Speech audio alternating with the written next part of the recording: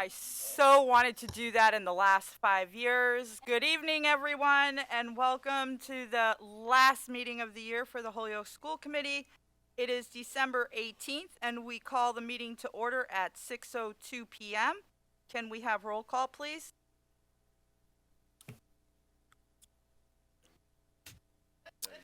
Soto.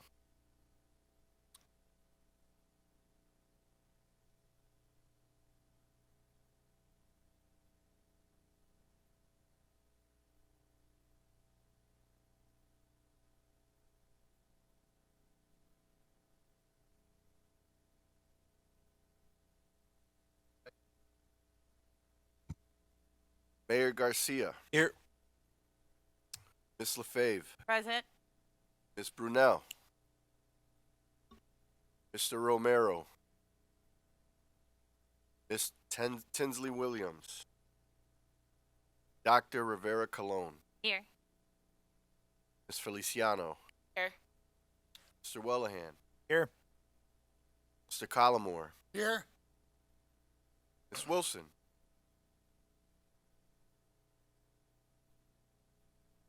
All rise for the Pledge of Allegiance. I pledge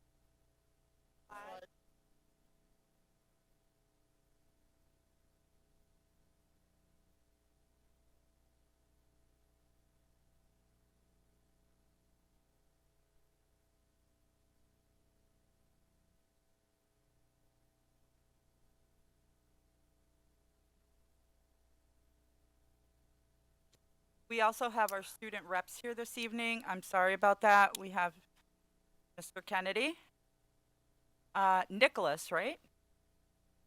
And I'm sorry, Samantha. Thank you for being here this evening. We have Miss Brunel joining via Zoom. All right. So real quickly, on March 29th, 2023, Governor Healy signed into law an act relative to extending certain state of emergency accommodations, which, among other things, extends the expiration of the provisions pertaining to the open meeting law to March 31, 2025. Specifically, this extension allows public bodies to continue holding meetings remotely without a quorum of the public body physically present at a meeting location, and to provide adequate alternative access to remote meetings. The act does not make any new changes to the open meeting law, other than extending the expiration date of the temporary provisions regarding remote meetings from March 31st, 2023 to March 31st, 2025. Also, pursuant to Mass General Laws, Chapter 30A, Section 20, I am hereby informing all attendees that a video and audio recording is being made of the meeting, and the meeting is being live streamed and run live on the city's community TV channel. Please give me a moment. I think we have a little bit of technical issue, and we want to make sure that people at home are able to hear the meeting, not only see us, but as well hear us. They're definitely not going to know what I'm saying. Good? All good now. Thanks, guys. We had issues with audio last meeting, so I'm just going to ask that if you are speaking, get really close to the mic, because it wasn't an audio issue. It was that we were standing too far away, so people have trouble hearing when it's like this. You have to be like this. I'm going to bring it right here. There you go. Alrighty. So, again, welcome everyone. And if there's no objection, I'd like, is there a motion to move out of order? Motion And- to go out of order, take item B3. We have a motion to take B3 out of Second. order. We have a second. Because we have one on Zoom, we have to do a roll call vote.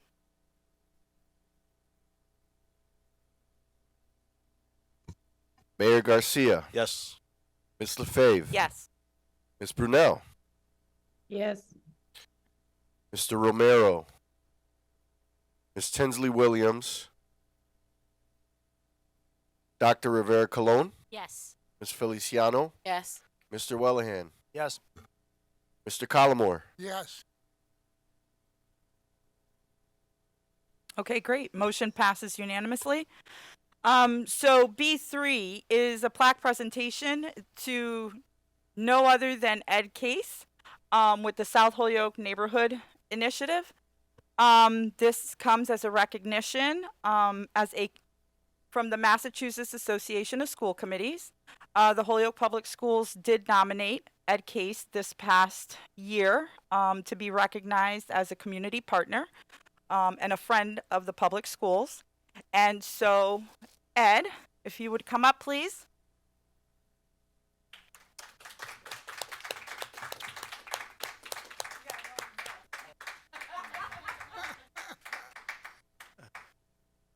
The mic.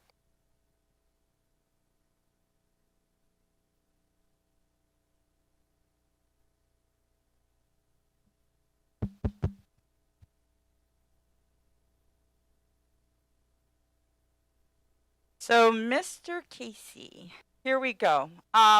This is, you're honored to recognize Ed Case as a community partner in education for his support, commitment, leadership, sustained efforts to enhance the educational opportunities of the students of the Commonwealth of Massachusetts. And must I say, he has done so much for our kids here in the city of Holyoke, our kids in the Holyoke Public Schools, and I was able to see it firsthand, the impact that he has made on so many lives. And I thank you for all that you do.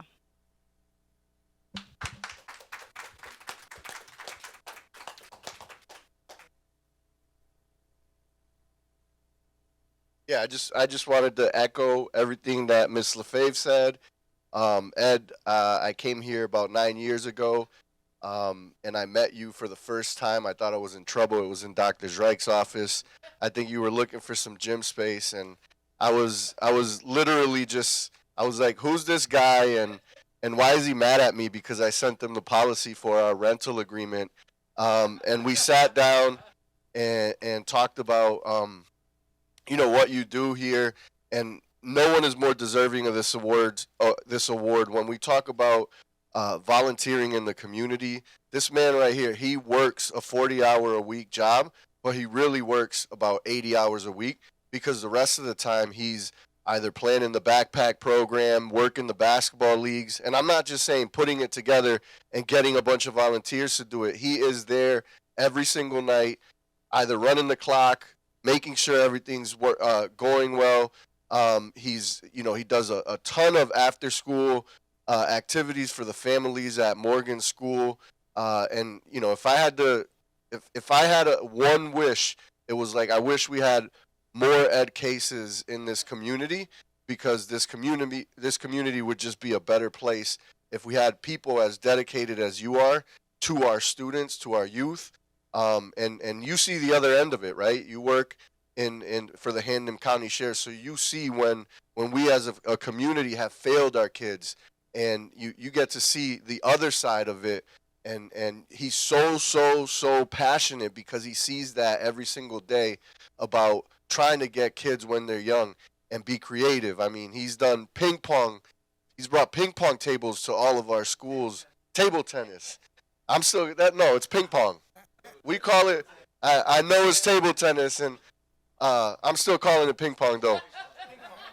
But there is not his involvement in the Holyoke Hub. There's not a time where like I ever need something or I have an idea and I need support.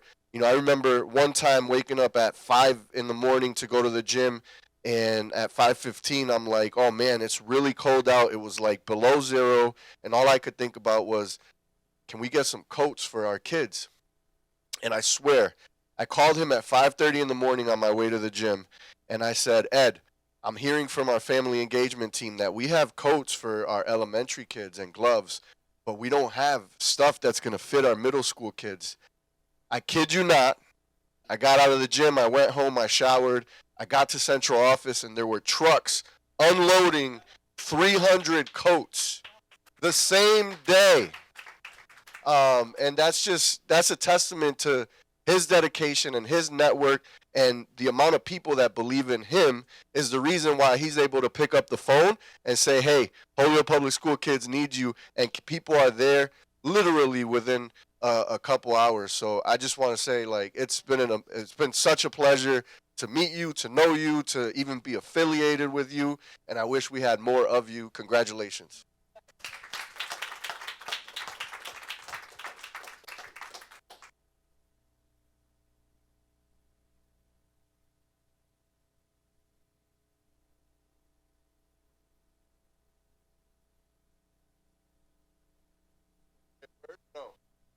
No, all I want to say is, I'll be short. No. All I want to say is everything I do, I'm connected to so many leaders in the community, so it's a team effort. I'm up here receiving this award, but I couldn't do half of what I do if it wasn't for all the great leaders from the different agencies, the mayor, the superintendent, the sheriff, all the different agency leaders. It's a team effort, it really is. And the volunteers. To run a basketball league, we got over 100 volunteers. So this goes to all of them, and I just accept it on behalf of everyone because I'm just one part of the team. But thank you so much.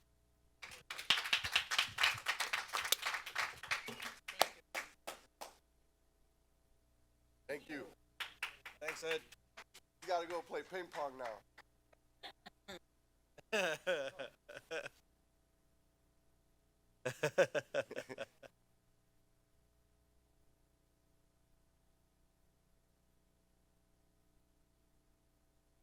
Nobody more deserving. All right, now we go back to the beginning. Alrighty. So we're going to start with our student showcase, which is Opportunity Academy. Just want to thank everyone for having us today. I teach every day, and I have never been more nervous. So, and I know I've got I like broadcast, but I'm really happy to be here. Every day after I leave school, I swear I'm the luckiest guy in the district to be where I am with the kids. I would never want to be anywhere else but Holyoke. And so I'm going to introduce Gabriel first. Right, again. Gabriel's a little shy like me. But we had the pleasure of working together during our first cycle for a class called Narrative, which students are able to tell their own personal story or a moment in their life that they felt was monumental in terms of growth and discovery and self-realizations. And, you know, so many kids come to us new, and we weren't sure of Gabriel's skills. And the first time that Danielle and I sat, put eyes on his paper, we knew that he just had this incredible gift. And I really could not be more proud of his work. I literally felt as if I was within the frame of his narrative. So couldn't be more proud. You want to say your thing? You got it. Am I sharing the presentation that you guys sent? Oh,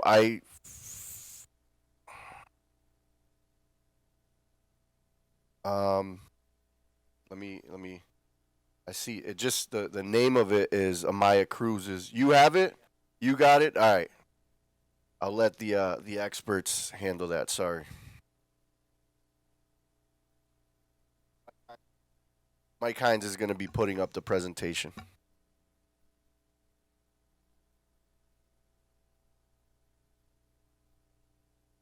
That's why I'm gonna use this.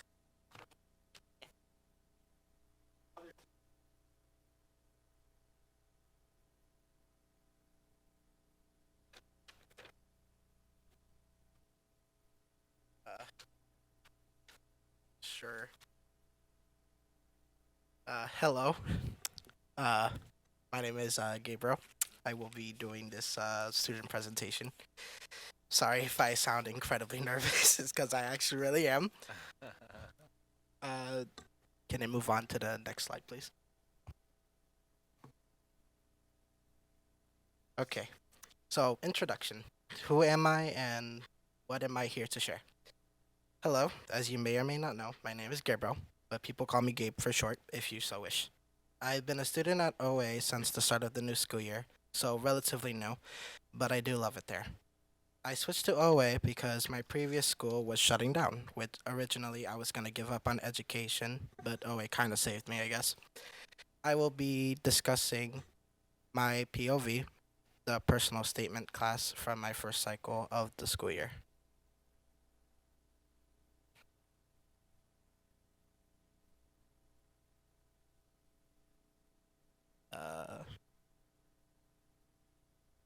what just happened. Oh, I see. It's there.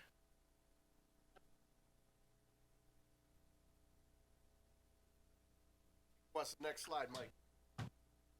Right there. All right. My POV, the personal statement. The course I took was called My POV, the personal statement, and I was asked to write a narrative of my life. First, we made a life map to find different events in our life that we could write about. Next, we wrote a 6-word memoir. This was 6 words that told a story. Finally, we started writing a story from our life.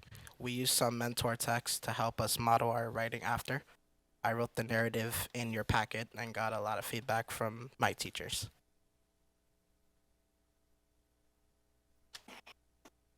Next slide.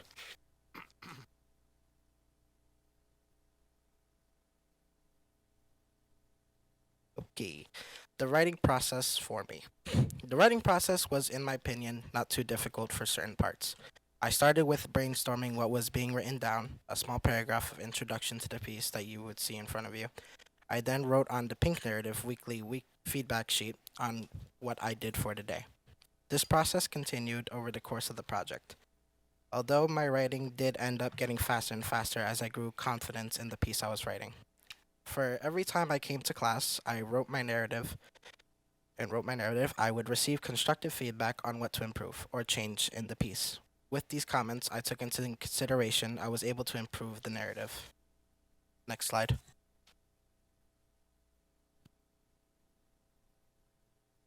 How I've grown as a student and writer. When first starting the work, I had little confidence in what I was doing.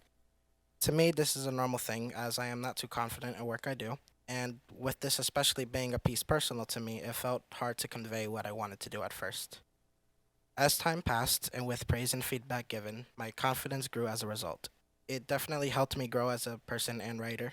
The class, and especially the project, helped me quite a bit, to the point that I started writing ideas for a book that I want to do in the future. And that is the final slide. And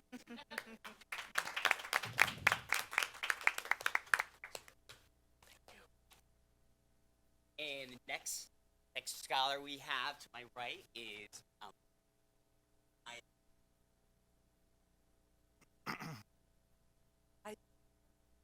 sorry about that. And she's been just a celebration since her first day. Ton of energy, super positive. Works the entirety of class, and her work is going to be showcased. We had an opioid crisis course, which not only is a problem here in Holyoke, but on a national scale. We had a ton of community partners, so whether it was the sheriff's office or the Holyoke Police Department, Tapestries, all came into our 4 walls to really make it come alive. But it was Amaya's work that really, really impressed us, and it was just, to this day, I'm still proud. So it's all you.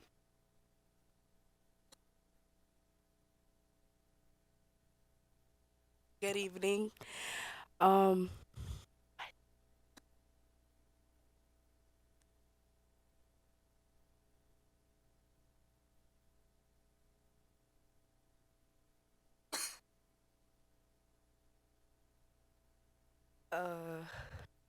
Yeah, next slide.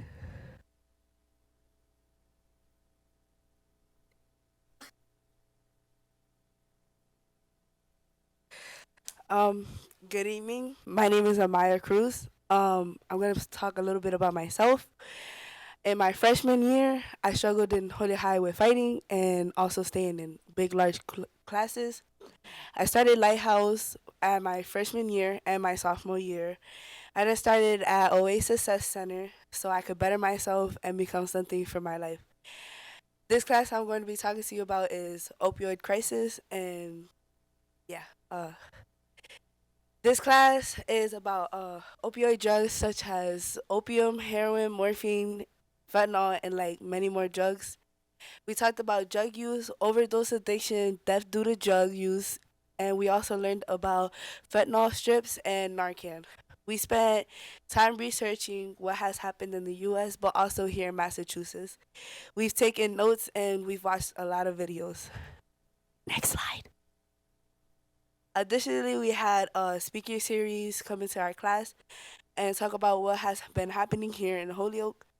We have Hope for Holyoke, Mandy and Sarah to discuss the nature of impact of the crisis here in Holyoke. Gabriella came from Tapestry Health to do a Narcan training with our class. She also informed us helpful places to get Narcan in our city and also described the effects of xylazine. Detective Dorothy Bevan and Officer Brian Summers shared the police department is doing to help with the additional and mental health in the city. And we had Lauren Carpenter, a nurse from Holyoke Hospital, shared about detox treatment and ways to make the community a better place. Next slide. I found this topic to be interesting or important for students to learn about because if you are young or older, it doesn't matter. You could get addicted or you could overdose over these drugs. Did you know that Holyoke is third in the state for overdose deaths? There's also a 42% chance in overdose for black males. Hispanic males are also group leaders overdose in Holyoke. Fentanyl was presented in 93% of overdose deaths last year in MA. Xylazine, aka Trank or Trank dope, is a new cutting agent that is in 5% of all overdose, and Narcan would not reverse its overdose. This affects me because a lot of people in Holyoke have been struggling, and a lot of adult or kids are seeing this happen. It's not healthy for kids to walk to school to see like people sleeping on the floor or their bodies slanted or looking like zombies. It's not good for like adults and kids to be seeing that. It affects our mental health and access to drugs, and it leads to more crimes and overdoses. Solutions for Holyoke was a key part of this class that we have taken. Solution is Narcan. Right now, Narcan is being distributed throughout the city. Narcan is an opioid medication that can temporarily reverse on opioid overdose. It only works on opioids and is active in your body for 30 to 90 minutes, and it should work within 3 to 5 minutes. Narcan is not harmful, but it can put someone in precipitated withdrawal, which puts them in danger of using more Narcan. The solutions I think for Holyoke is detox facilities in Holyoke. We need more Narcan and homeless shelters for people that are like addicted to drugs, and like we need more support groups and more places or like safe sites or like more clinics that carries Narcans and helpful places to help these people that are not in good places. And if you have any questions for me, I'll be glad to answer them. Thank you for your time.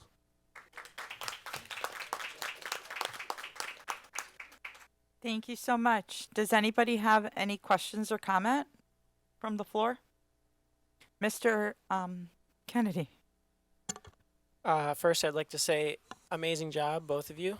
Even though you were nervous, you did a great job speaking. Even when I first started here, I was a wreck. You guys did a lot better than I did. But it's amazing to hear that we have these kind of programs and outlets for people. I think that what we need to do is like make it more well known to people, because I think that like I wouldn't know as much about it if I wasn't on this committee, and I think that it's super important that we kind of publicize what these guys are doing, because it's truly amazing work that I couldn't even have imagined if they didn't come and present it to us. So great job. Thank you for everything you're doing. And yeah, great job. Thank you, Mr. Kennedy. Mr. Soto. Yeah, I just want to echo what Mr. Kennedy said. You guys did an amazing job. and I'm so proud of you. You know, that presentation was well executed. And you know, I also just want to say how proud I am of the opportunity academies in general. In general, you know, one of my favorite. Not that I mean, I love all graduations, but I really love the Opportunity Academy graduation, and I can't wait to see you guys walk across the stage. It's a smaller graduation, but you get to hear very personal stories. It's just not just a name, and you get up. You really get to hear the stories of some of our students that are in Opportunity Academies. And last week, actually, Ms. LaFave and I were able to visit the Ludlow Hamden County Sheriff's Department, and we were able to meet with about 4 students that were part of Holyoke Public Schools and for whatever reason struggled and ended up where they're at. And one of the inmates in particular was about 26 years old, and he talked about, you know, that experience in ninth grade really struggling. And now you mentioned in ninth grade you were really struggling at the North Campus, and it just resonated with me in that conversation that back then we didn't have an Opportunity Academies for that student.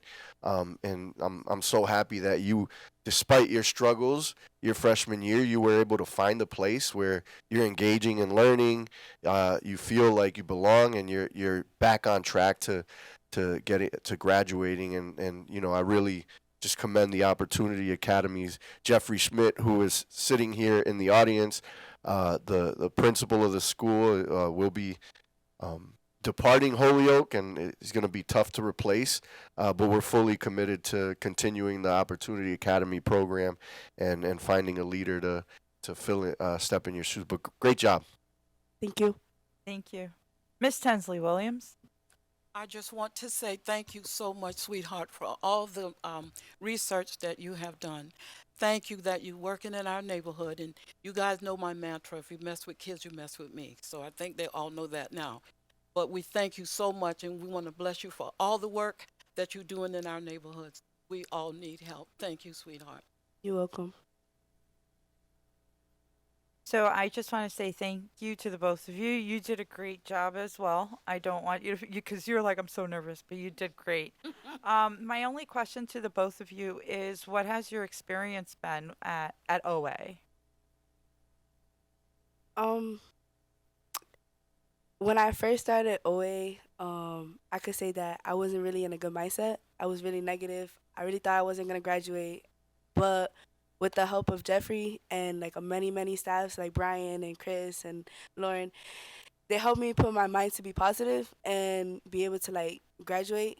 I'm like 40 more credits away of graduating. Before I started, I was in 10th grade with 15 credits, and I really thought I wasn't gonna graduate. I thought I wasn't gonna be nothing, but they changed my mindset and they helped me be a better person and like positive. And even though you're down, it doesn't mean that you're not gonna be able to fix it or be able to like fix yourself or your lifestyle. So they changed my mindset. They helped me achieve some of my goals and take like more classes to like learn more things and help myself be a better version of myself. Thank you. Repeat the question again, please. No problem, Gabe.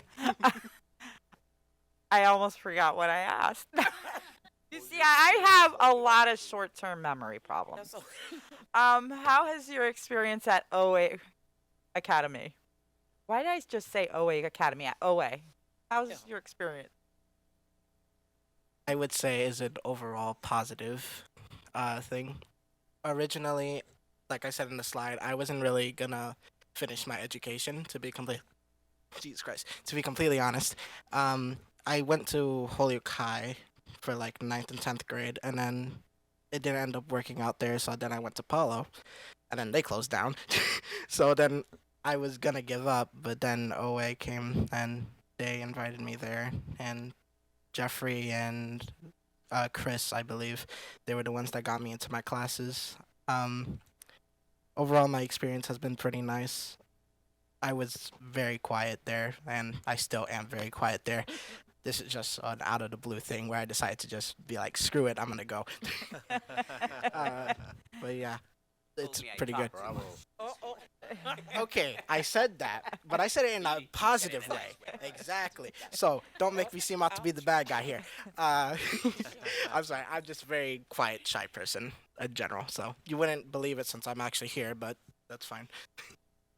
Thank you both so much. I wish you all the best in whatever path you take, you know, career wise. And thank you for coming here and sharing your presentation this evening. Have a safe and happy holiday.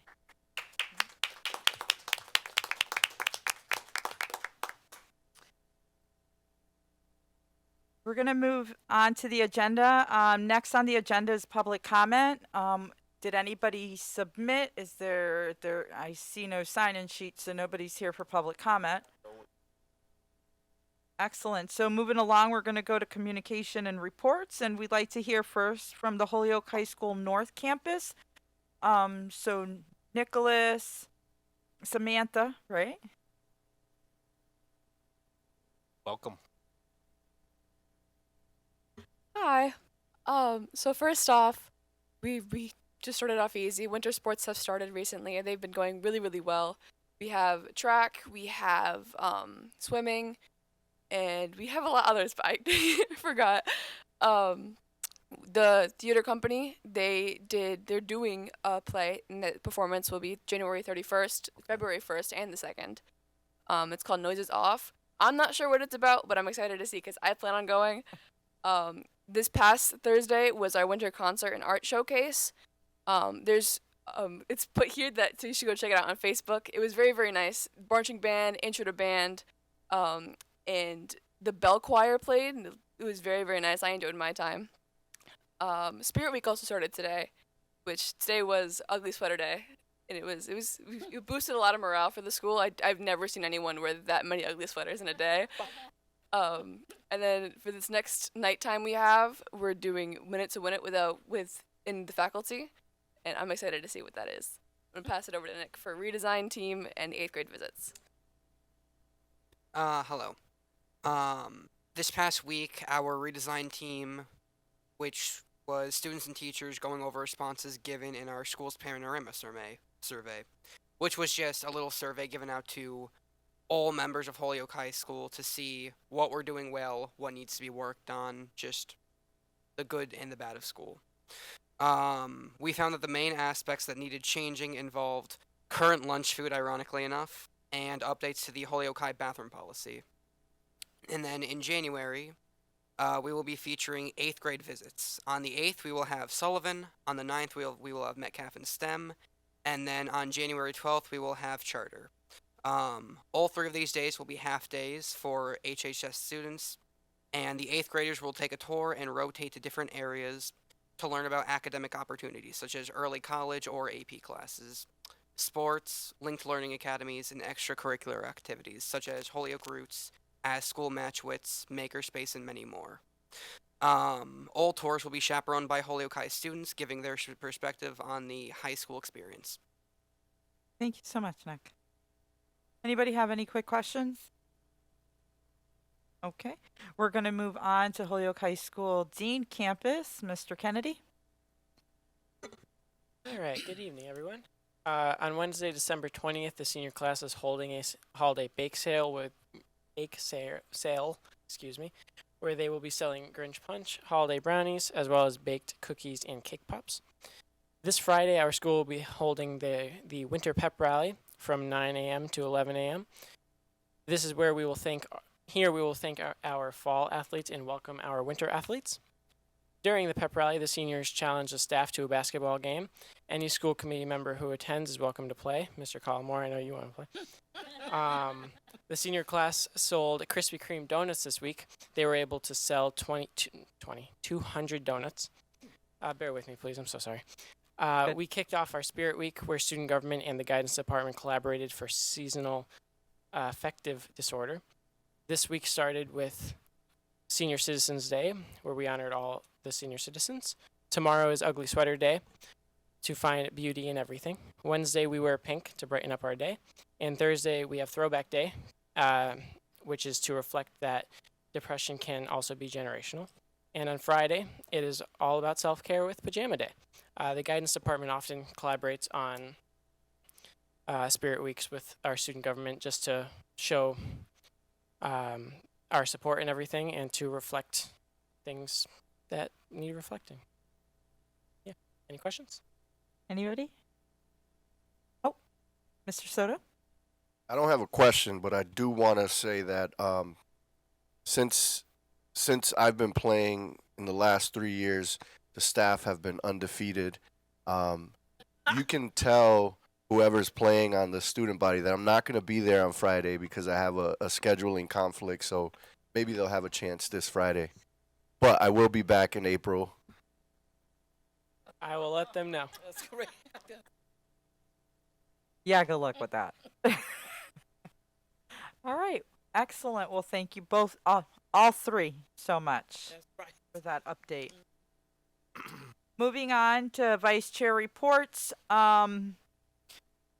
So now we're going to recognize one of our board members as she's leaving us, and that is our Ward 4 School Committee member, Irene Feliciano. I'm going to miss you. Yeah, we are going to miss you. Miss Feliciano. First off, we've got to thank you for the 9 years of service that you've here on the board. I remember the day that I met you, you were sitting right there and interviewing. We thank you so much. You have been a voice, especially for our students who are transitioning out of the Holyoke Public Schools, but through their individualized education plans and moving on to adult services.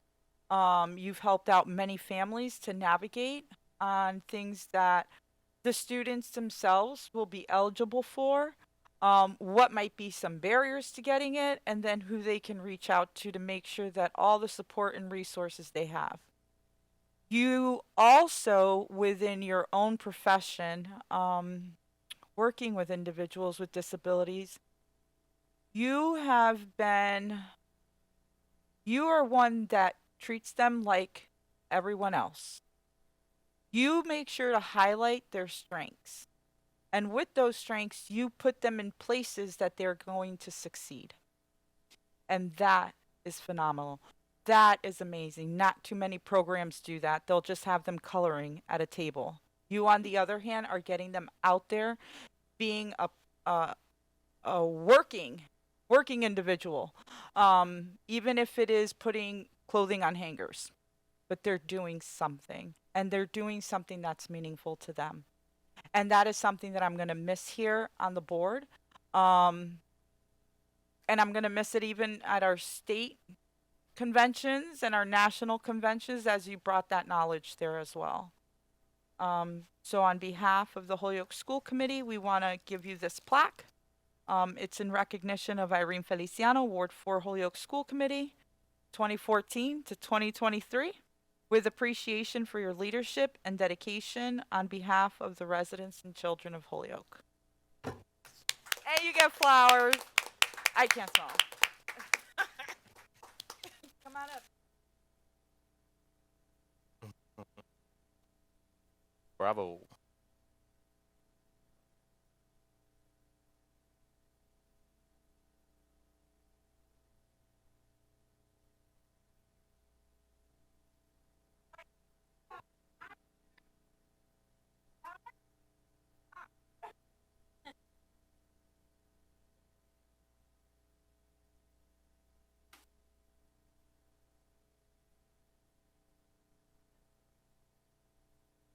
Yeah. Miss her.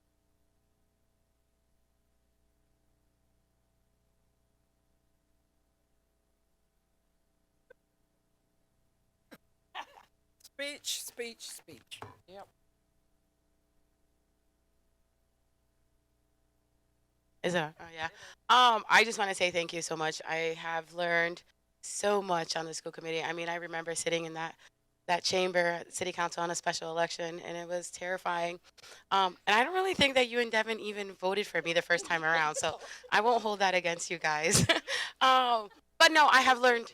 Yeah, no, I know. You had to work hard. You had to earn their trust. But I do want to say that I have loved Ward 4. I have loved everything about my community. Again, I am not stepping away. I'm still always going to be an advocate. So please utilize me to the best of my abilities. You know, I want to still be there for the school committee, but I also still want to be there for my ward. But I'm utilize the resources, Gloria. They are wonderful, and they are a team, and they are a family. You can't ask for better knowledge from Mildred to Devin to Dadilet to Rosalie. I mean, they're amazing. And I think working with the community leaders across the board, I mean, from the superintendent to the mayor, you know, being connected. One of my advice, and I keep on saying it over and over again, is remember the students. Don't care about the politics, don't care about the cliques, don't care about any of that, because at the end of the day, we're here for the families and the students we service. And if you always keep that in the forefront, always remember that, I think you'll do wonderful. So I look forward to, and if not, I'll be right behind you, but like, Gloria. Thank you.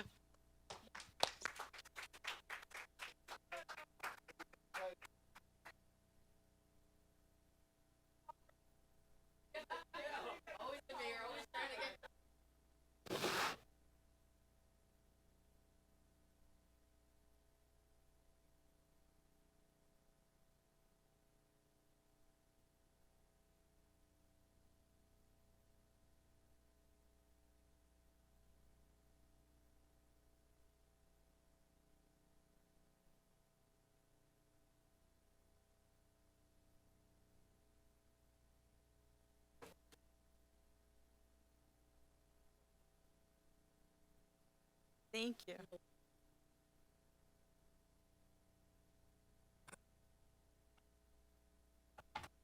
Madam Vice Chair, real quick, Yes, absolutely. just to quickly recognize also, we have Irene who's outgoing, but also here in the room tonight, and actually the last school board meeting as well, is incoming school committee rep-elect Gloria Caballero Roca. I'm sure as you know, you go forward and do your thing, the seat's gonna be well represented and continuing the important work you started. So welcome, Gloria, and looking forward to work with you. Yes. Mr. Collmore. Yes, I'd like to congratulate and thank Ward 4 representative for all the work she's done over the years. And I'd like especially to send thank yous from the staff at MASC, because they really appreciated everything you've done here in Hoyo. Anyone else? Thank you Yes, so. Oh, Miss Tensley Williams. We're going to really miss you. We love you very much. And we miss you in the seat, but we're going to love Gloria too. That's All right. So I'm going to move on to the swearing in ceremony and organizational meeting. So everyone, January 2nd. January 2nd at 10 a.m. is the swearing in ceremony. So all members who were elected this past election will need to go and get sworn in. And then that same evening at 6 p.m. is the organizational meeting. All that is you will vote for your next vice chair. Okay? I do want to say, okay. Mr. Wellhand? Right here. I was going to get there. 6 p.m. in the Fiefeld room. So January 2nd at 6 p.m. in the Fiefeld room. I do want to say I thank you all. I believe it's been Devin became president for MASC back in 2019. A year previous to that, I became the vice chair. So serving as your vice chair for the past 5 years has been an honor and a privilege, and I thank each and every one of you for the support that you've given me in order to be the representative for the Holyoke School Committee. I wish whomever takes over this role next year, I wish them all the best, but I know that we've got a great team of school committee members, and as Irene said, we're always putting students first. So with that being said, I see we have Miss Brunel with her hand up. Yeah, I'm sorry. Did you say what time the swearing in was? I didn't hear you. 10 a.m. 10 a.m. Okay, thanks. And then at 6 p.m. is Yeah. is our organizational meeting. Once you vote in your next vice chair, the meeting's done. That's the only order, the only thing that will be on the agenda for that evening. Okay? All right, we're going to go ahead and move on to superintendent receiver reports, and I pass it over to the receiver, Mr. Soto. Thank you, Ms. LaFave. So in your packet, there are two items in there. Well, there's a lot of stuff in your packet, but what I'm going to talk about right now is just a quarterly step back that we do. So on a quarterly basis, thanks to a couple of school committee members and the community, we have a strategic plan that annually we set some benchmarks for ourselves on some of the work aligned to the priorities that are in the strategic plan. And on a quarterly basis, we also, actually annually, we have schools prepare their own school improvement plans, and we visit the schools on a quarterly basis and sit down with them and review how things are going for the quarter, and they also engage in a process where they develop a problem of practice, like this is what we said we were going to do this quarter and what we were going to focus on, but here's an issue that we're working on and we're struggling with, and here's how you can help as a district. So we went through that process with our principals in a couple of weeks ago. A few weeks ago, we visited every single school with our leadership team, and each principal was able to go through that process with their leadership teams and engage in some working around here's some of the things that we're focusing on, and here's how where we need help and where our focus needs to be for quarter two. In addition to that, we had a retreat as well where we looked at all of the different benchmarks that we set for ourselves, and you could see in the packet there that 9 of them are on track, which represents about 50% of them, and there are 8 that are slightly behind track, and 1 of them that is off track.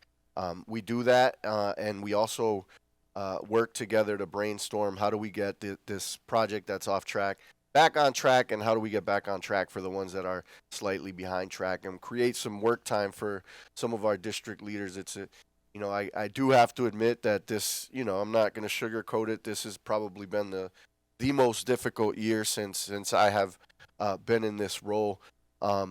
We anticipated that things were going to be rough with rezoning, and that things were going to be rough with implementing a new cell phone policy and the struggles that come with that.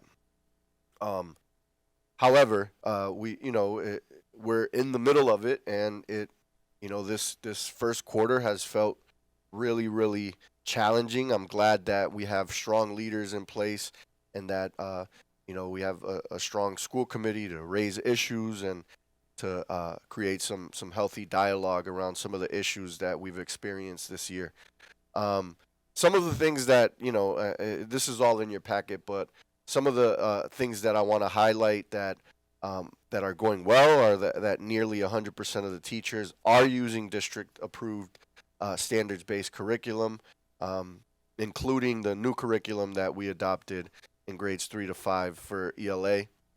And all of this is based on the walkthroughs that we've been doing. Nearly all of the teachers and leaders are engaging in important professional development about inclusive practices and equity. And then 95% of school leaders consistently provide instructional leadership grounded in using the Get Better Faster scope and sequence.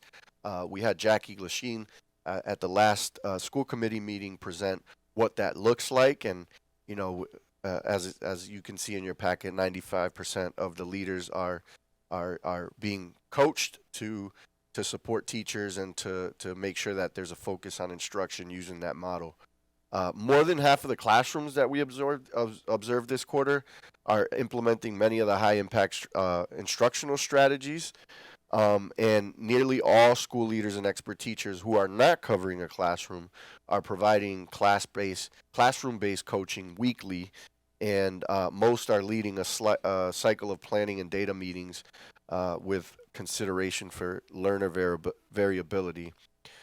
We have received overwhelmingly positive feedback from our leaders and from teachers on continuing our professional learning on early literacy through our partnership with Hill for Literacy and the inclusive classrooms, the modules that we're engaging all teachers in, that we've partnered with the Relay Graduate School of Education. So we've gotten, very positive feedback through, exit tickets, exit survey data on that professional learning. All that positive aside, there's still a tremendous amount of urgency on these areas that I want to name. One of them being that we have about 143 teachers who are on an emergency license, and we need to help make sure that they're making progress to continue in that license. That has been a challenge with, quite frankly, getting staff members to do what it is that they need to do to maintain that status with DESE and, human resources department turnover that has caused an issue with us being able to follow up with that. So our team is very aware that that's an issue that we need to support and focus on in Q2. We also need to identify a better long-term solution for reducing staffing vacancies. There's an update in your packet on the teacher retention work group. We have had a lot of dialogue with the school committee on that being a focus this year. We have a teacher retention task force that is working on it. We hope to have some recommendations that will be presented to me sometime in February, which you will also hear. And in the meantime, we have identified a lot of short-term things that we wanted to do before the holiday. So last week, we sent a message out to all staff members, letting them know what are some of those short-term things that we're doing to hopefully get at retention and to have staff feel that they're appreciated. One highlight is that all staff members on December 14th received a $1,000 bonus because we did have significant salary savings due to all the vacancies, and there's so many people out there that are stepping up and taking on additional work. And it's not going to fix everything, but I know that a lot of staff were really appreciative, especially during the holidays, to know that they're appreciated and to follow that up with a monetary incentive. So all staff members, with the exception of our cabinet, received that $1,000 appreciation stipend. And then, we got a lot of feedback from staff about, an excessive amount of walkthroughs or, an uncoordinated amount of walkthroughs. An example that we had heard, one teacher in the span of 5 days had been observed 7 times. So we recognize that, and we need to do a better job coordinating those classroom observations. And, we've made some tweaks to that as well, so that we're just being smarter.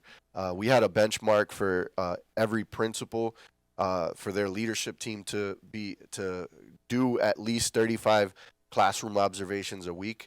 But a school like Holyoke High, that might make sense, but a school that doesn't have as many teachers, as many classrooms, getting to 35 means you're observing the same teacher more than once, and that just doesn't make sense. So we had to be smarter about that, and we've made tweaks to be responsive to the feedback that we have been getting.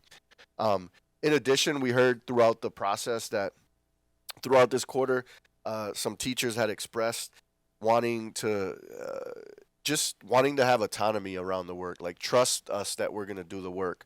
Why do we have to be here 50 minutes before school starts, or stay 50 minutes after school starts? So after the holiday, we're going to be tweaking that. So teachers in grades K to 8 who, the later tier schools who normally come early on Monday and Thursday to do collaboration time or additional planning or professional development. That Monday, we're allowing staff, in response to that feedback, we're allowing staff to do it on their own time. It doesn't have to be that Monday morning, but some of them are going to do it Sunday night. Some of them are already doing it Sunday night or during the week, but we've heard that feedback and we're being responsive. Again, those are just some of the really short-term things that we're implementing. Hopefully sending a message to staff that we hear you, we appreciate you. Here's what we're doing in the meantime, but we do have to come together and figure out a much more longer-term plan to what we can do to make sure we're keeping teachers in Holyoke Public Schools longer. We did, as part of our Q1 review, we also need to provide a more robust district support around social emotional learning and student behaviors. So Dr. Mahoney and Giselle Rojas have been meeting with counselors and student support staff, and the schools have been asking for much clearer expectations for students, more consistent expectations for students, and also like a much more clearer guidelines for staff to be more consistent in how they handle certain situations as it relates to school cultures and student behaviors. We're also looking at the implementation of trails and making some tweaks there. And that information's in your packet as well. The other thing is around academics related. It was pretty consistent when we visited schools that the area that they wanted to focus on more was academic monitoring and checking students' work. So, we're having teachers name the lab, have kids do the work, and then part of the process is them walking around to see what students are actually producing, and then what some of the things that we've heard from schools is needing help in, like, okay, I see teachers doing that, but what's next? Like, what do they do with that information when they see, Anthony's got it and he's ready to roll, but Steve doesn't have it. Like, what now? How do I use that data to adjust my practice in the classroom or adjust my lesson? That's an area where we know that schools had reported 13% of the classrooms were doing that effectively. So that's basically our update. The other thing that I want to highlight is that normally around this time, we have the School Empowerment Network do their school quality reviews, and we present this bar chart that shows different rubrics that we present on from a year-to-year basis. The feedback that we had gotten is they've been coming earlier in the year when schools are just starting to get their culture set, and we wanted to make sure that those happened a little later to allow schools enough time to, for the first few weeks of school to go by, things to settle down a little bit, so that then they can get a truer picture of when they do their school quality reviews. So they've been doing that now, and but it's not ready. They haven't presented their data yet to us, but it's not a part of this, but it'll be a part of the Q2 update when we present it. The other thing in your packet is the calendar update, and I'm just presenting this to the school committee very early right now. Usually this comes later. We have not gotten any input yet from our teacher advisory group. The only people that were able to provide feedback at this point has been the cabinet team. And the next steps in this is to get feedback from the school committee, to get feedback from the teacher advisory group, to get feedback from our principals, and then we hope to once we get all that feedback, we hope to finalize our calendar and publish it so that people can get ready for the next school year and know what to expect. Some highlights that I wanted to note is that in this draft form that we have, we are continuing with the 5-day new teacher orientation, which we've recently revamped, and it has been getting positive feedback. It's not perfect, but we definitely want to continue that so that any new teacher to Holyoke really gets 5 additional days of support on what to expect and additional mentorship. But that's something that's included in the next year's proposed calendar. We also included 4 days of professional development and school readiness work before the first day of school. School starts before Labor Day with a projected last day of school in the middle of June. Another highlight is no school on Election Day, Tuesday, November 25th. The full day family conferences in November are continuing. We've gotten some positive feedback from families, and we had gotten reports on attendance too that they have been, for the most part, very well attended. So we want to make sure we include those family conferences, which are half days in November and 2 half days in March. Professional learning days are set aside at the beginning of the second, third, and fourth quarters to make sure that it continues to we continue professional learning dedicated to responding to student data. So we wait for the quarters to close. We look at our student data, and then we make sure that professional learning has that student data perspective going into it. And we also want to make sure that in this calendar that the Dia de los Reyes, Three Kings holiday, is also going to be observed on Monday, January 6th, with no school that day. Those are the highlights. And then the last item in my report is around school committee member bios, reflecting on our website. We have bios for our leadership team, and I think I'd like to create bios for each school committee member. We can so Aaron Linville and our communications team is going to be reaching out to all of you. I've already worked with our incoming school committee member to create hers. We have that as an example, but Aaron or Jenny will be reaching out just to get some basic information that we can post on our website. And if you don't already have a professional picture that you would like us to use, we can schedule an appointment to get you to the media center, and Mike Hines will just take a picture that works for you, and just get your bios up on our website so that when you click on school committee tab on our website, the community can learn a little bit about you. I think that'll be a nice touch to the website and a little more access to some of our families that might be interested in you as elected officials. Thank you, Mr. Soto. Does anybody have any questions? Mr. Wellhand. Thank you. Thank you for your report. I thought Mayor Garcia, he asked us for some information last year for the bios. I'm not sure if he might have that or. I still do have it. Yeah, that was for the was for project I was working on was SE, just an email I sent to the commissioner introducing each of the members on the school board to reflect our strength in our argument about transitioning back to. But I still have that. If you guys think that that's good, I can forward that along to Anthony. If the bios you sent me are on target. I'm not sure whether you received them from everyone or. I did. You did? Okay. All right. I don't know if that's something you want to coordinate with Mr. I can Soto. forward that along. Yeah. Sure. I don't know. It's easier. Some of us may want to review it. I don't think I ever got one. You see? All right. Any further questions? Oh, no, Okay. it was Ellie's I didn't get on time. We'll make sure that we get everybody's. All right, we're going to go ahead and move into new business. And the first thing, because it was tabled from the last one, was 225 High Street. So I'm going to pass it over to our mayor. Mayor Garcia?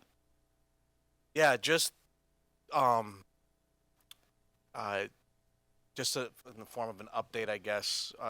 Just you're aware, I wanted to put this on the agenda to bring it to your attention that for some time now we have been talking about purchasing 225 High Street, which is the former Latino professional building. Is right on the corner of High and Dwight, across diagonally from City Hall, to be the new home of the school district office. And so where I've carved out some ARPA money to purchase that building. It's a friendly taking, and we're just kind of currently negotiating the steps through that process to eventually get it in front of the council for approval of that taking. But before that happened, I wanted to just be sure to bring it to your attention formally. What I do bring in front of the council, you'll have that ahead of time in case anybody that has any questions, comments, concerns, if not tonight, any time between now and then, definitely bring it up so that we can be sure that voices from this body is heard through that.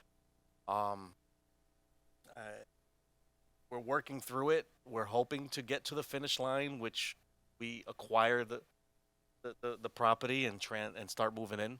Obviously, there's a lot of variables involved that can potentially steer this path in a whole different direction, but I thought that we're far enough in this process to finally bring it up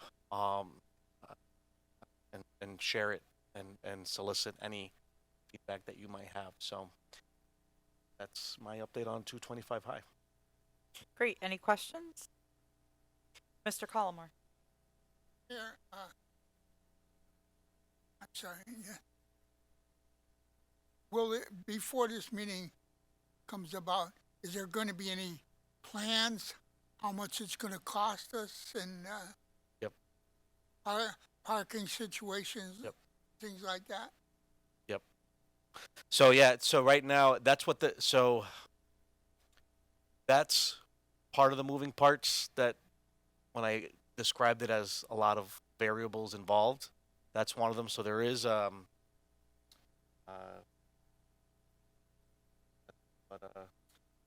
There's a facilities condition assessment that we'd like to do that just gives you have engineers go in and check out the infrastructure, check out the bones and the HVAC system, and just to make sure that the city's aware of, it's not just buying the building and we're done with it. If the city ends up purchasing the building, they want to know what they're getting into and how much money they would have to invest in it over the course of 10 years or whatever. How old is the roof? How old is the boiler? Like all of those questions you would get answered through a facilities condition assessment. Thank you. so that's what's actually being worked on as we speak, right? Yeah, that's what we're getting work. We want to make sure that the city makes an informed decision on this, right? At the end of the day, all of you know that, oftentimes when we talk about the school department budget in council chambers, there's two issues that they talk about: transportation and the lease of central office. That has been a pattern because those two items are not eligible for net school spending. If this were to happen, then that would mean that in the future, while there's an initial investment being made into acquiring the building, 10 or 15 years from now, it means that the city wouldn't have to fund the net school spending that they normally have to fund to the schools, plus an additional amount for rent. It's a smart financial decision in the long run.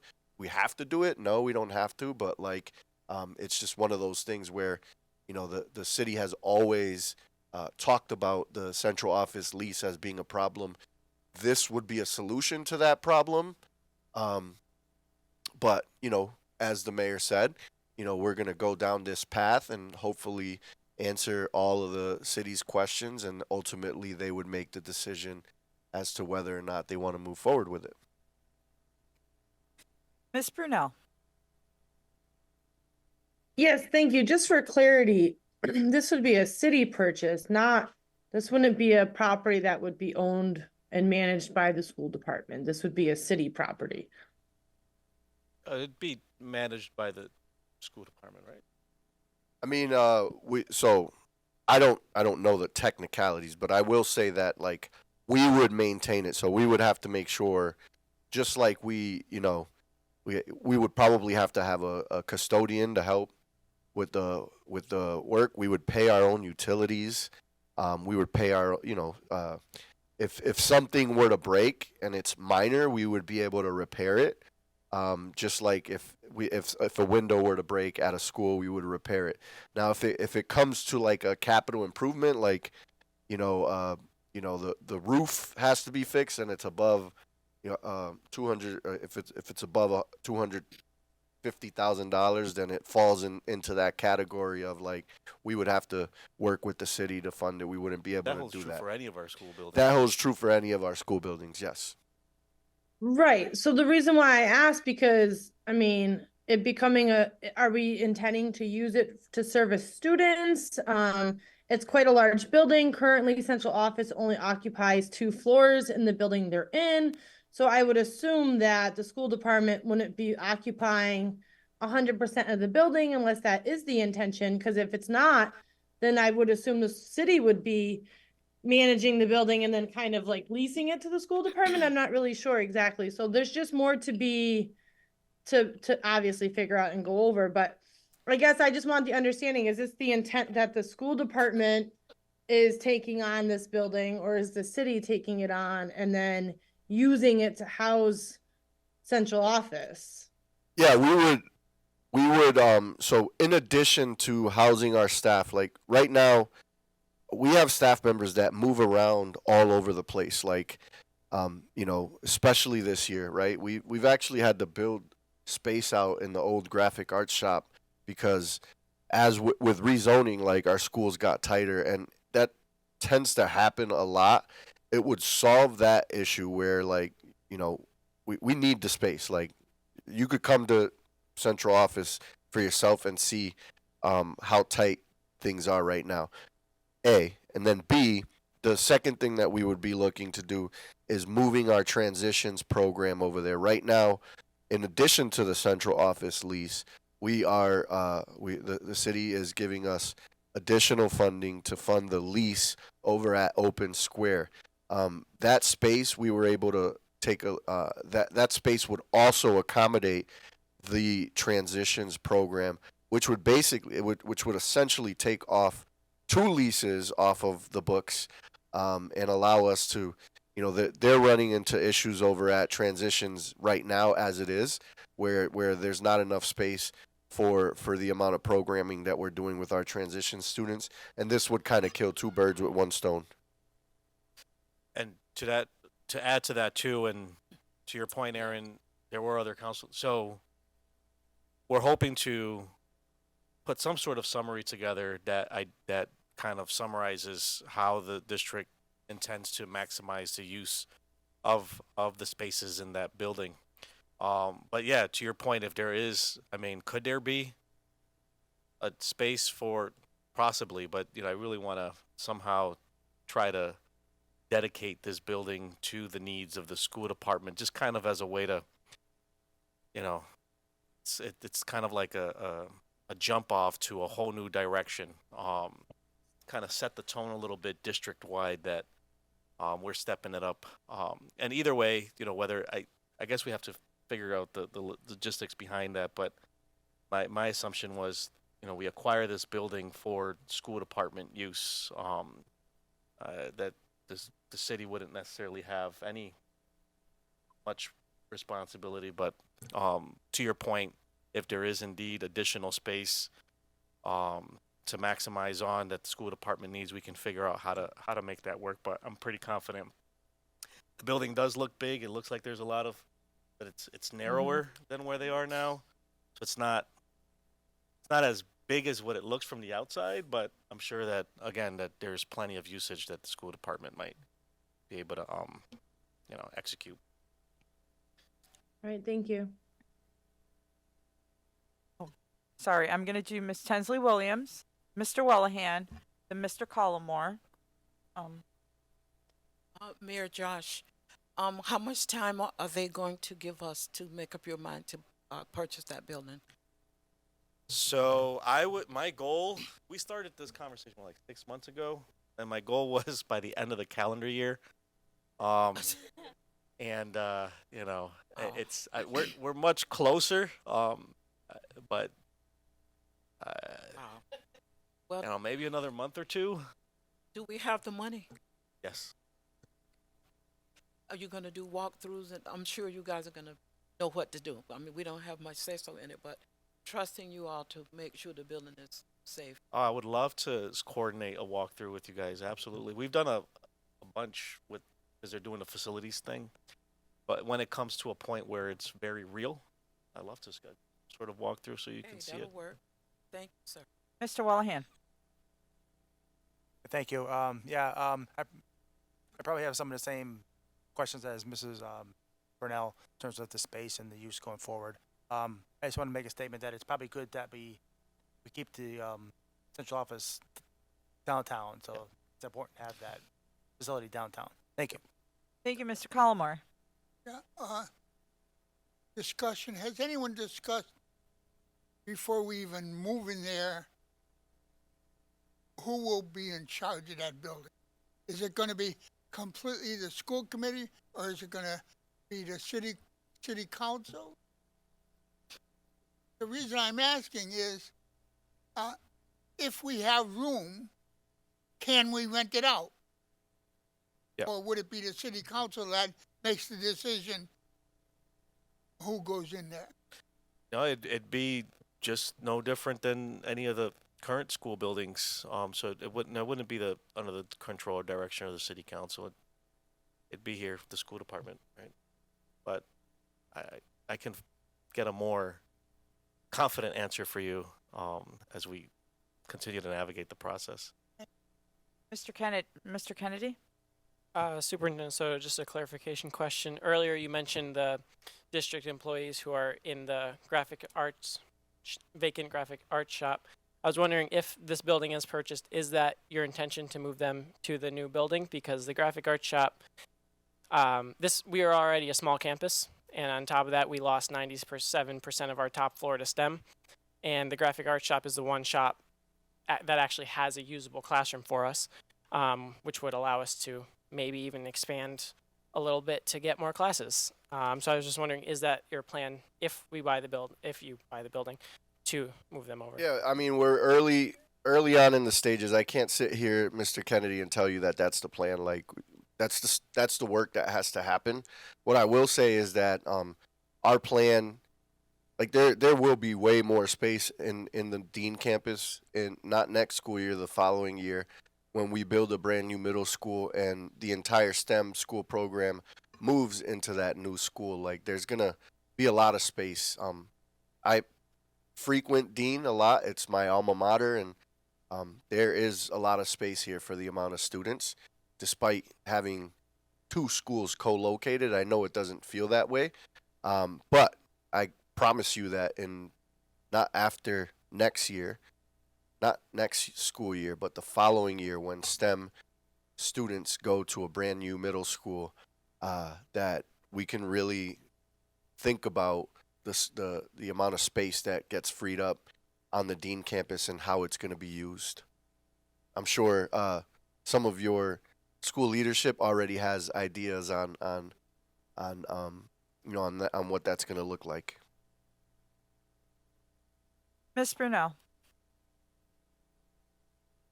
Yeah, just a couple things thinking ahead to in a year and a half, which probably would take that long to get this building and acquire and all of that. Something that could be added to this conversation is one of our plans of what we're planning to do with MedCalf after we have students exit that in the fall of 2025, because, if we're going to be putting that on the market, it might be a good offset point with city council and, added incentive for purchasing this, because we'll be able to, make up some money with the sale of MedCalf if that's our intention when we're no longer using it.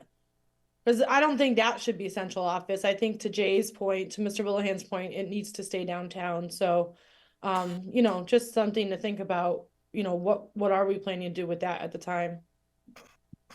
Thank you so much. We're going to go ahead and move on to 5B, policies for review. If there is no objection, I'd entertain a motion to take subsections 1 through 10, all those policies. So we have a motion to take all the policies as a package. Is there a second? We have a second by Ms. Tensley Williams. We have to do a roll call vote, please.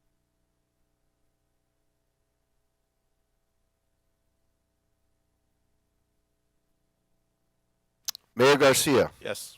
Ms. LaFave, Yes. Ms. Brunel, Yes. Mr. Romero, Ms. Tensley Williams, Yes. Dr. Rivera Colon, Yes. Ms. Feliciano, Yes. Mr. Wellahan, Yes. Mr. Collimore. Yes.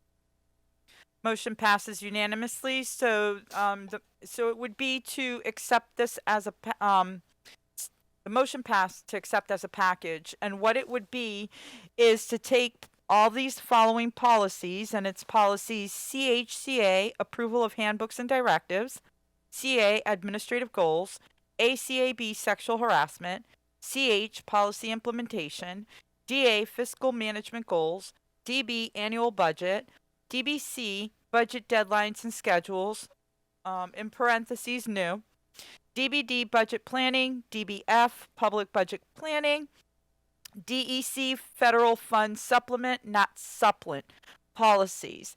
And it would be the initial review, and if approved, it would be to post and put, it would be for us to recommend for the receiver to post it for public comment and for any suggestions, and then it would come back for final approval. So that is what the motion would be. So do I have a motion? So moved. So To take- moved, and on that, I would just like to say thanks to the chair of policy for getting all this to us, and I trust the work they did and the great descriptions and the highlights, you know, making sure we see the changes and all. I think the work is pretty clear cut and well executed. Aaron, So Aaron, like- we're on the motion. We haven't even taken yeah, a second so I'd yet. like to make that motion that we Okay. approve these as a package for posting. Okay, for posting, do I have a second? Second. Any discussion? Everything that Aaron just said. Okay. So we will take a roll call vote.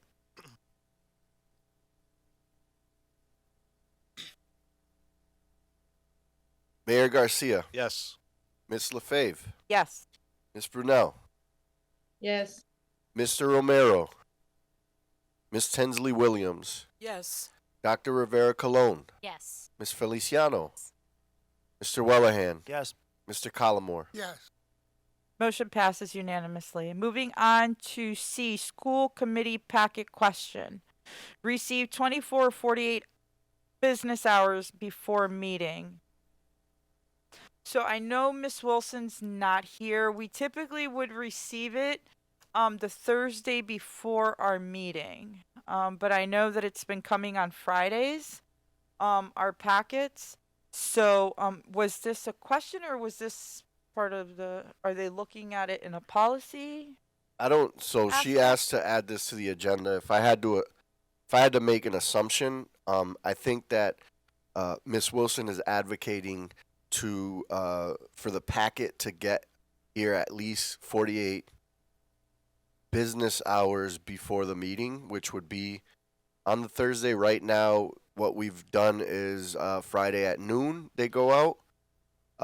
But I'd if it is the will of the body to get these the packets more in advance, like we could push the timeline as far away from the date as possible. We just need to establish what that timeline is going to look like. When are we going to receive the all of the school committee agenda items? Our team can execute that. We just need to really look at the timeline. So I think how much sooner would the school committee want to see the packet before the meeting, and then we can work on the timeline backward.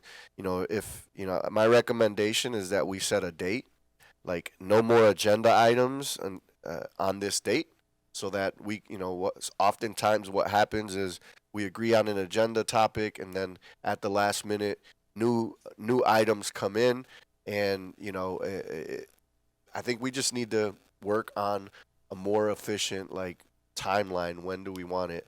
But I think what Mrs. Wilson, and I don't want to speak for her, but I feel like I am, she's just advocating for a much clearer expectation on when packets are received, and I think opening it up to like how the school committee members feel about that. So, I know that agenda items, it's 2 weeks before the meeting. Anything after, it shouldn't be happening. Was I very lenient, bent backwards? Okay. Yes, I was. I'm hoping whoever takes forth the vice chair role is more stern, right? And keeps to that 2 weeks. Anybody who has anything new that they want to add to the agenda, it has to be 2 weeks, and that's the cutoff date. That way, whatever we're asking the receiver / superintendent to get has enough time to get all of their information gathered and put together, and whatever we're adding in from other subcommittees is in on a timely fashion, so this way we can get our packets. Now, those that do have access to computer, obviously we can get it by Thursday. And you look in through the links, it's the paper, right, that comes in on Friday. Some of us prefer the paper, but if you look, a lot of this stuff also is blue. It's like by link, but anyways, that's the thing. Mr. Collmore and Aaron, do you have your, Ms. Brunel, you have your hand raised for this topic? I do. Okay, so Mr. Collmore, and then we'll move to you. I move at this time that we get the packet by noontime on Thursday. And anything after that, if the superintendent wants to add something to be brought up to the next meeting, he can ask the board at the next meeting to override and give us information that we can act on at any time. So we have a motion on the floor to have the packets delivered on the Thursday by noon before the meeting date. Is there a second? Second. So I have a second by Ms. Brunel. Any discussion? Ms. Brunel, would it fall under this one? Sure. So go ahead. Yeah, I was gonna say pretty much what Ronnie is saying. I don't feel like Friday is enough time because I work all weekend. So I would appreciate having the package sooner as well. Sometimes we miss the emails. And then, I can't speak for Mr. Collmore because I know that he's one of the ones that doesn't do it online. So just making sure that we're including all of these link outs as printouts for Mr. Collmore. I know, for example, the administrative job description, I don't think is actually in our packet.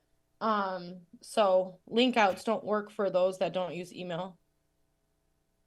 Alrighty, so we'll go ahead for a roll call vote. And this will be for 48 hours. So Thursday by noontime. This is like, I think this is the first rule do we have like a rule, school committee rule? We do have a policy where it does say 2 weeks for the agenda items. We do? Mm-hmm. Okay. Madam Chair, for clarity, if I may, Go ahead. should we also include something for getting packets for subcommittees? There's a separate agenda item. There's a subcommittee packet one. That's the next one. Okay, sorry, It's thank underneath, you. so we'll do that one next.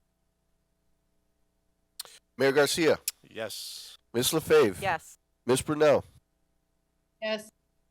Mr. Romero, Ms. Tensley Williams, Yes. Dr. Rivera Colon, Yes. Ms. Feliciano, Yes. Mr. Wellahan, Yes. Mr. Collmore. Yes. Motion passes unanimously. The next item is the subcommittee packets. And the question was subcommittee only or full committee? So what it is like the subcommittee packets, I guess when you guys are going to have your meeting, should they send the packets to the full committee or only to members of the subcommittee? Am I correct? That's kind of what I'm reading.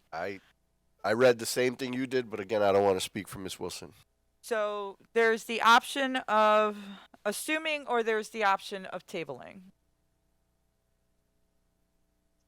Oh, Miss Brunel.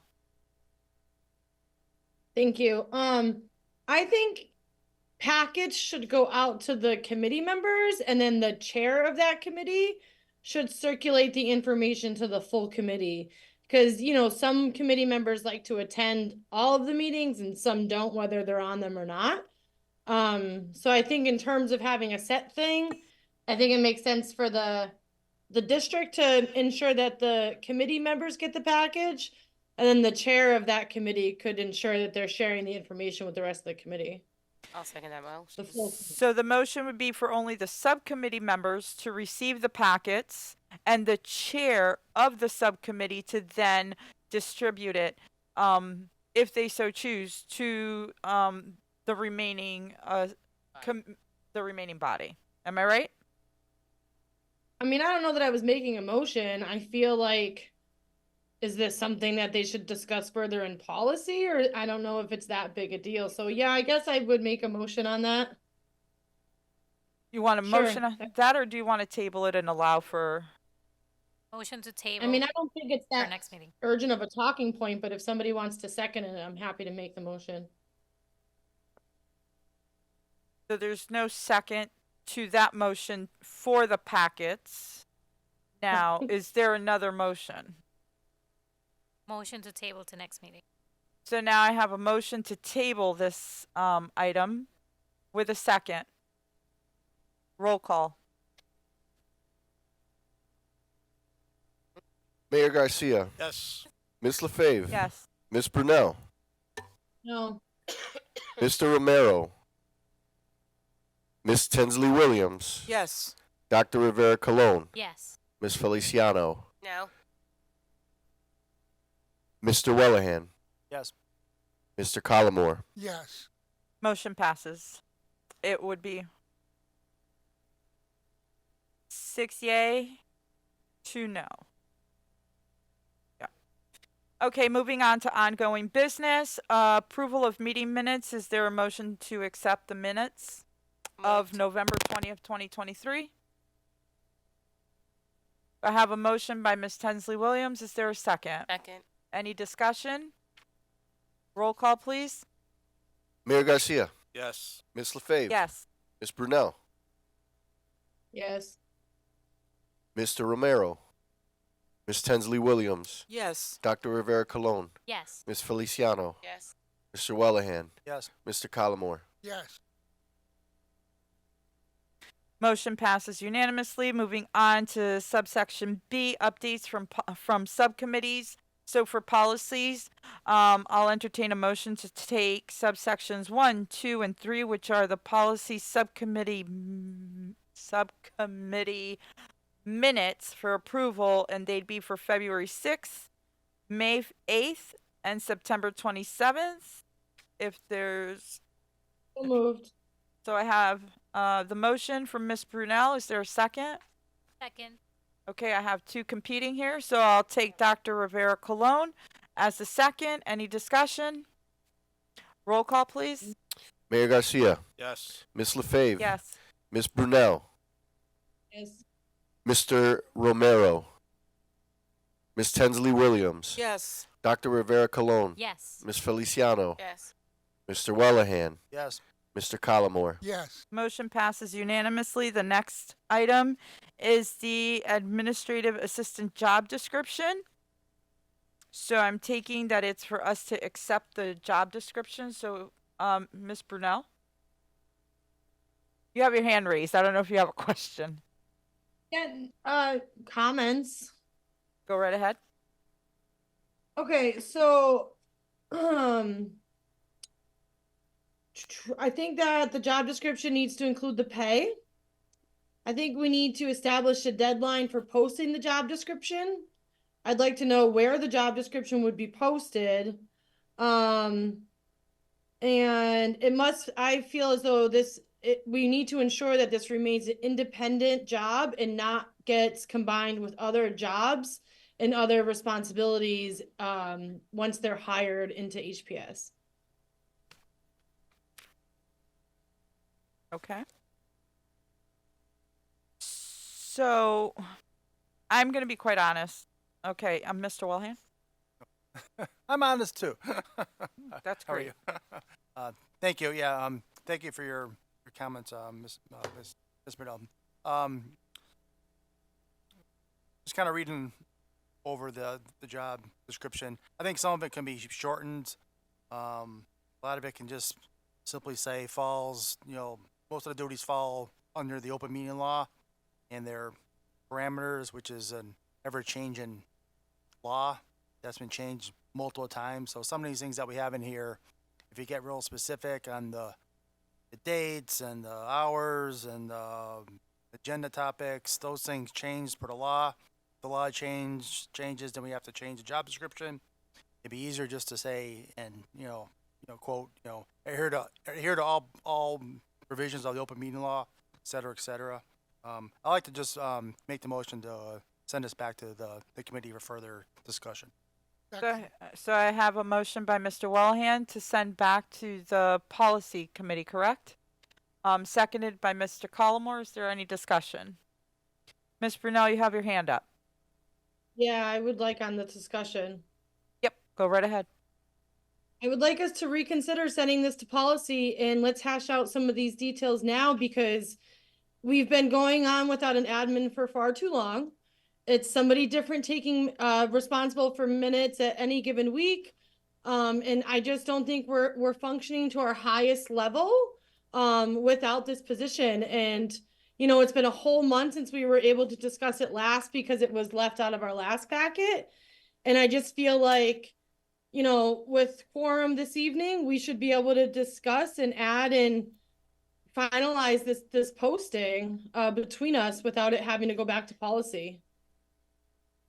So we have the motion. It's been seconded by Mr. Collmore. Is there any further discussion? So the motion is to send it back to policy for review, the policy subcommittee for review to relook at, and then have it brought back to the subcommittee. So can I have a roll call, please?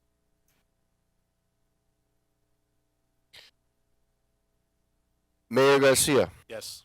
Ms. LaFave, Yes. Ms. Brunel, No. Mr. Romero, Ms. Tensley Williams, No.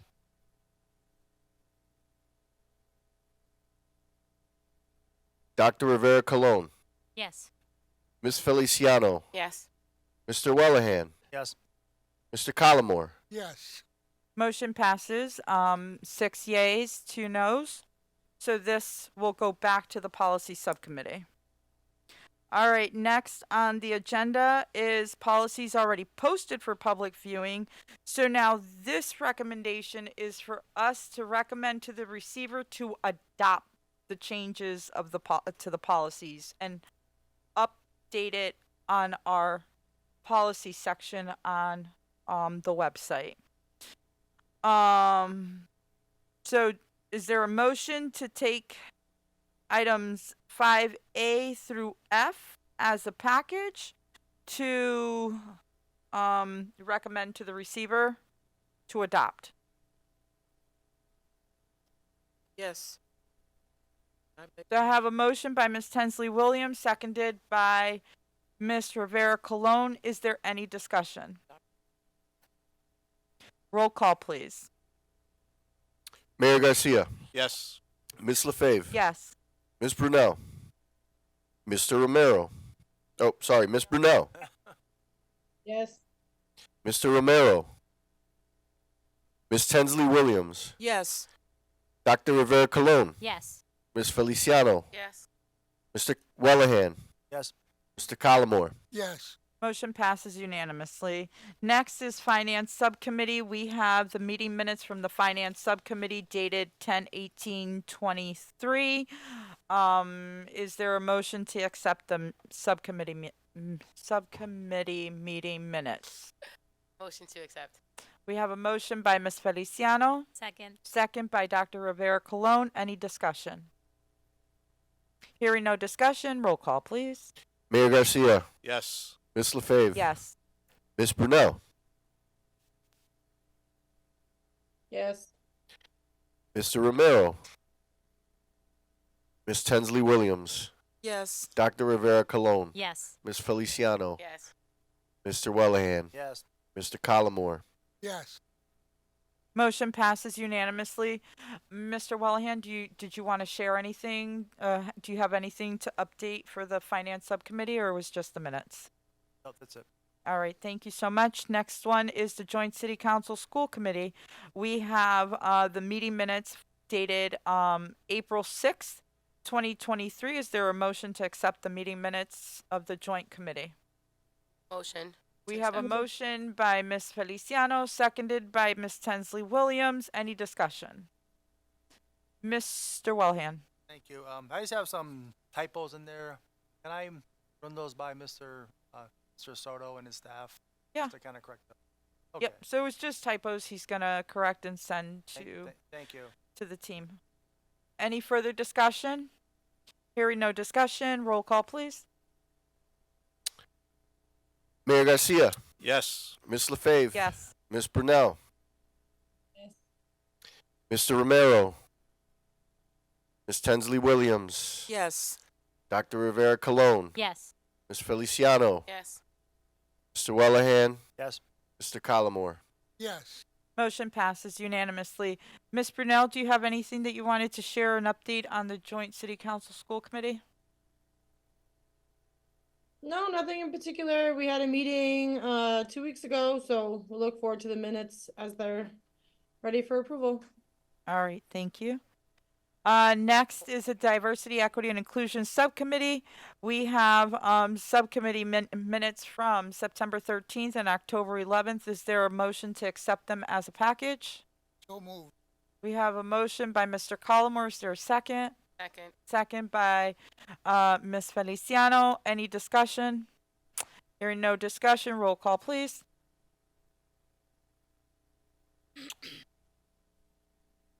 Mayor Garcia, Yes. Ms. LaFave, Yes. Ms. Brunel, Yes. Mr. Romero, Ms. Tensley Williams, Yes. Dr. Rivera Colon, Yes. Ms. Feliciano, Mr. Wellahan, Yes. Mr. Collimore. Yes. Motion passes unanimously. Dr. Rivera Colon, do you have any update that you'd like to provide?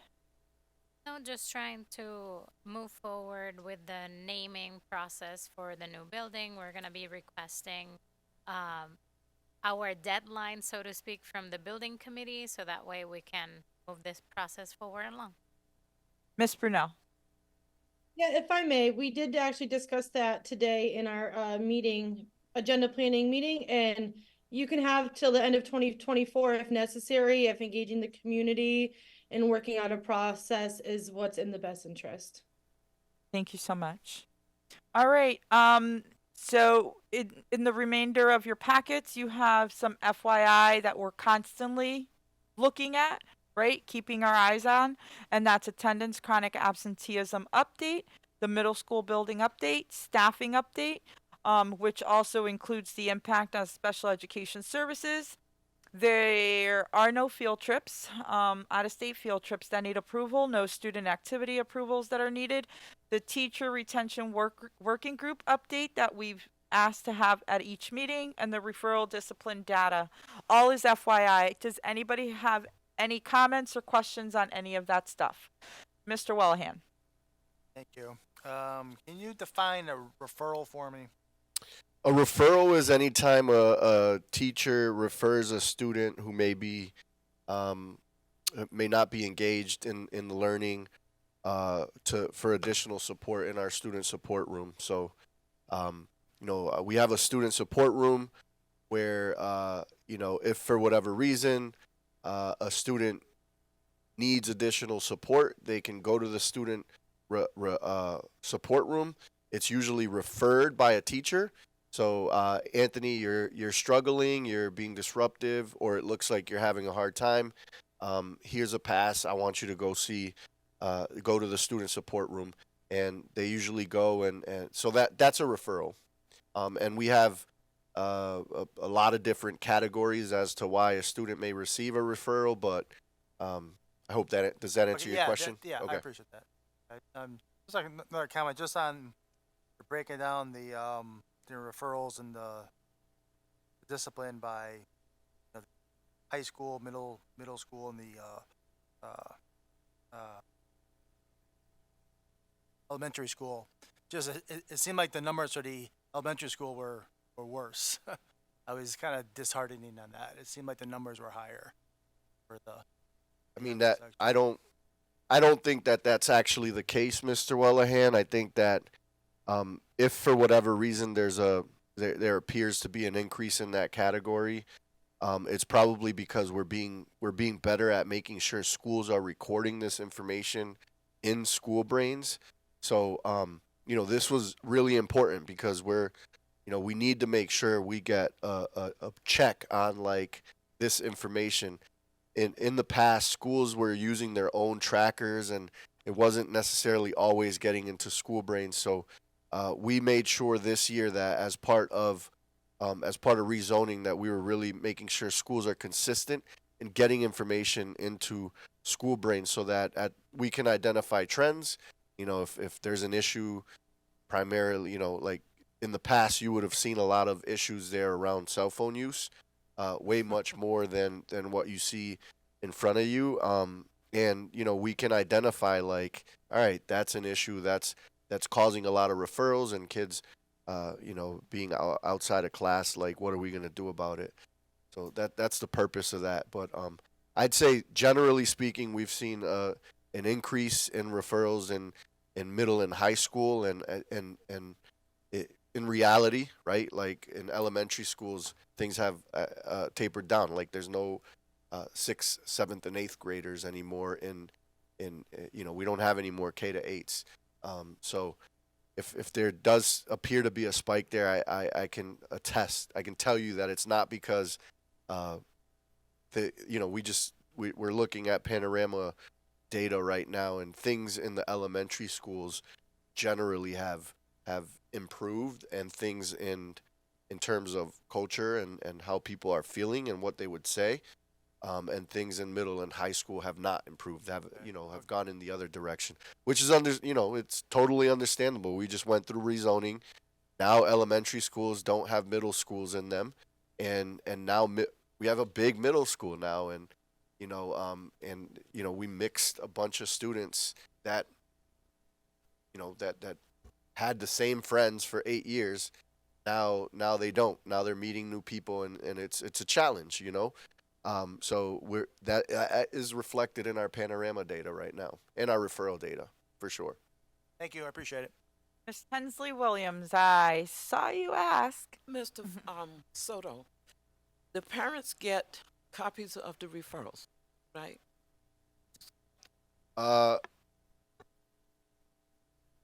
Because I don't like if there is an egregious referral, or if there's a need to call a parent, we call a parent and let them know what's going on. Sometimes that's not the case though. Sometimes kid just needs a walk. They need to walk with a student support room staff member. They take a walk, they go back to class, and they're good. In that scenario, a parent wouldn't get a call. Oh, 'cause they probably want to know, because when the kids go home and say stuff, parents need to know that a referral was issued. Yeah. Just saying. Yeah, I would say that in most cases, families do get a call, but like there are some cases where, in that scenario that I just gave you, it's not a call home. It's like, okay, Anthony needed a break. He needed to walk for 2 minutes, and he got that break. He went back to class, and he's good. Thank you. Mr. Kennedy? I'm going to be really annoying. I have 3 things. The first one being the the absence rate. It doesn't look terrible. I would just like urge you to like talk, like the chronic absence rate. I urge you to like talk to the students and like say, why don't you want to come to school? Sometimes it could just be they just don't want to get out of bed, but other times it could be maybe something that's happening in school. And if that is happening, great. I just like maybe keep that going. The next thing, the staffing updates. 25 vacancies in the special ed department. Is that because there just aren't people wanting to take the positions, or is it maybe the qualifications of the people applying? There's just not people, Mr. Kennedy. A lot of, in every district is struggling with this. In Holyoke, we're probably struggling with it more. I think part of the reason some people are just leaving education altogether, but also like this ESSER money that is available to other districts, I know has created opportunities for other schools to offer different opportunities for staff that leadership roles, things like that. But overall, like this is a crisis that everybody, not just in Massachusetts or Holyoke, but everybody across the country is dealing with. The state is aware of this issue, and they're trying to make it. They're trying to brainstorm ideas on how they can address this shortage.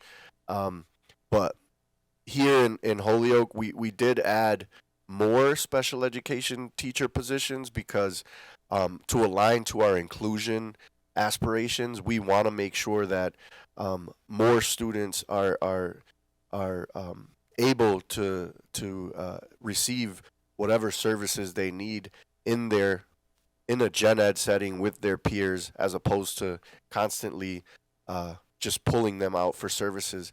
And in order to do that, we added more special education teachers. Unfortunately, yet we have the resources, right? We have the money to do it. We've funded it in a budget. We've created the positions. The people aren't there. And we really need to, just think about like, okay, what, how are we going to staff next year given this scenario if things don't get better? And my last thing is around the referral punishment type things. I like that we're aiming more ish towards like restorative. Thank you. Yes. Restorative ways. I think that we definitely need to keep pushing in that direction. It's proven to be a great asset to this district. So I wanted to say that it's really good to see that. I think that we could of course do a little bit more, but we're going in a really good direction.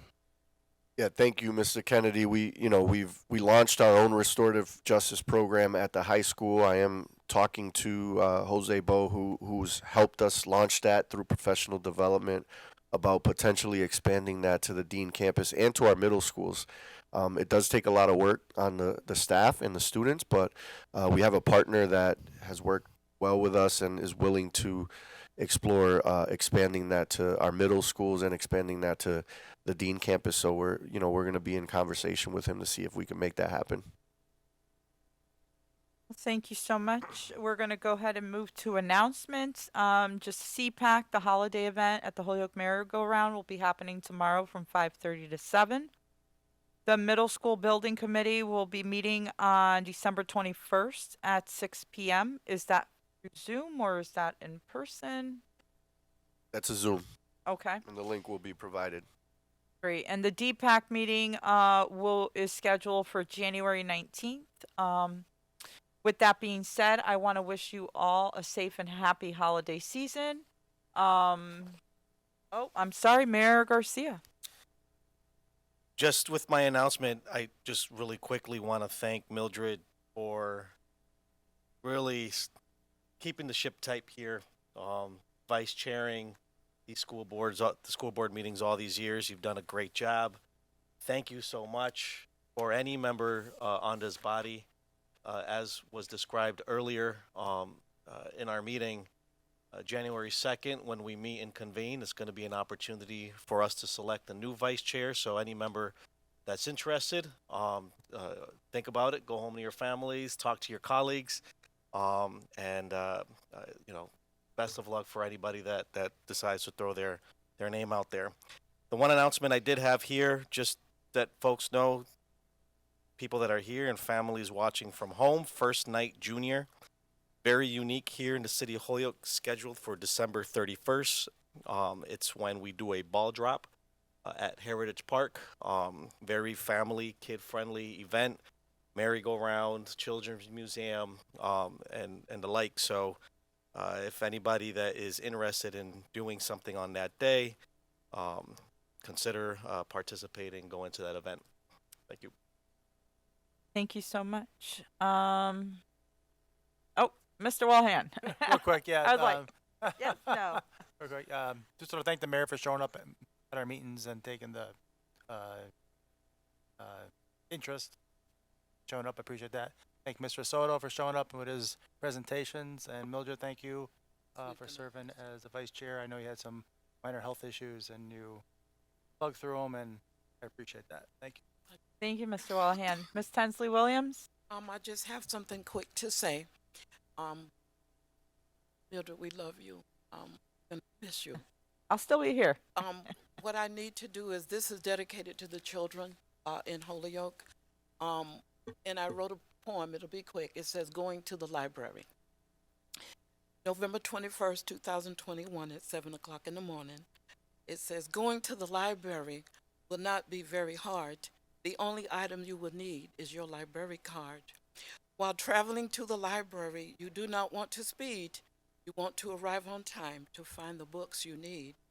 Going to the library is also for you and me. For me and you. It's not just for children, it's there for adults too.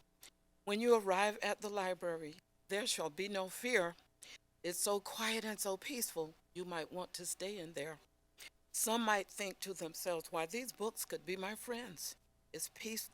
This peaceful feeling I get while here, I don't want it to end. In the library, you may or may not see toys, but you cannot help but notice the quiet girls and boys. As the children in the library walk quietly down the aisles, you can see they have found the books they need by their great, big, beautiful smiles. So now when they are finished acting like little scouts, they walk right up to the front desk to have their books checked out. How can we not end a year without a poem from Thank Miss you. Tensley Williams? Thank you, guys. I Thank you love so guys. much. And again, thank you to everyone. It's been a fascinating 5 years.